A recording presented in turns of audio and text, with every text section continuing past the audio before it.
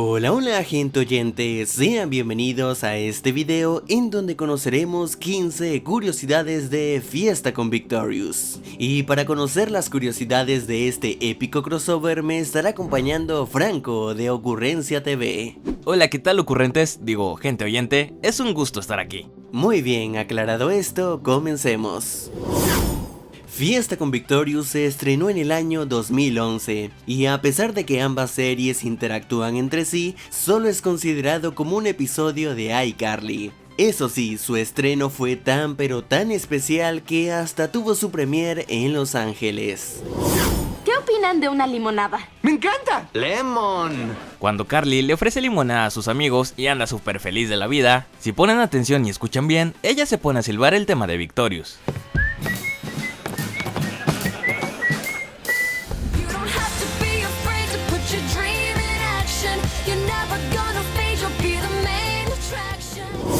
Sam menciona que Tori se le hace parecida a Shelby Marks, esto obviamente porque Victoria Justice interpretó a ambos personajes. Sin embargo, ella no fue la única que interpretó papeles distintos en ambas series, pues Leon Thomas III, antes de interpretar a André, ya había aparecido en un episodio de iCarly, y Daniela Monet, quien interpreta a Trina, también apareció en el episodio de Nora la psicópata.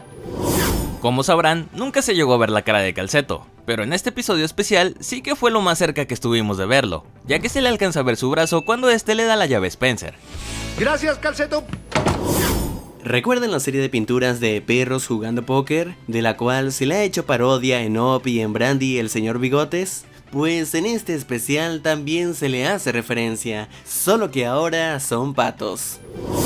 En la habitación de la exnovia de Spencer podemos ver un póster de Galaxy Wars, la parodia de Star Wars dentro del universo de la serie de Dan Schneider. Recordemos que una de las primeras veces que se hizo referencia fue en el episodio de Drake y Josh, la batalla de Pantatar.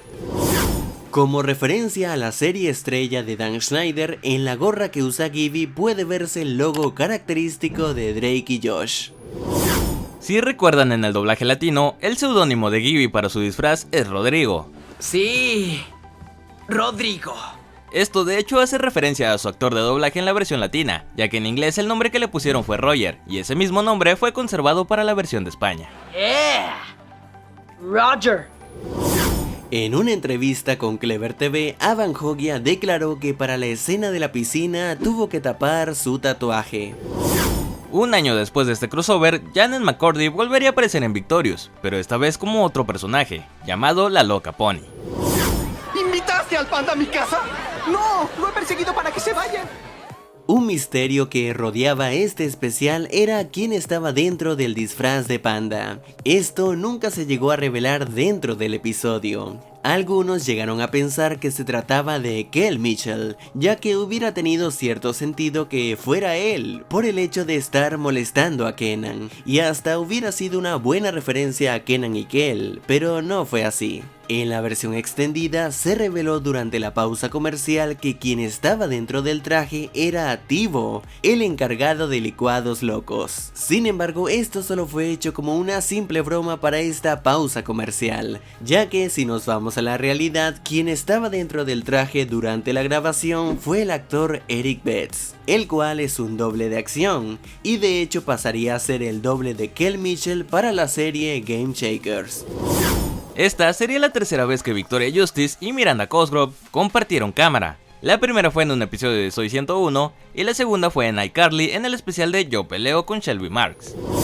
Cuando Shinjin cae al jacuzzi, todos en él estaban realmente muy asustados, y es que no fue un muñeco lo que cayó, era una persona real, pues se trataba de un doble de riesgo, y este era muy alto, así que había una pequeña posibilidad de que fueran golpeados por él. ¿Por qué todos solo buscan dinero de mí? En una escena, Kenan se queja de que todos constantemente le piden dinero, y entre ellos menciona el elenco de All That, que fue la primera serie de Dan Schneider para Nickelodeon, en la cual Kenan trabajó. ¡La mitad del elenco de All That! ¡Ay! Siempre amé esa serie. Anteriormente Nickelodeon ya había hecho algunos crossovers entre sus series animadas y algunos pequeños cameos de ciertos personajes en otras series. Pero sin duda Fiesta con Victorious se ha convertido en uno de los crossovers más memorables en la historia del canal.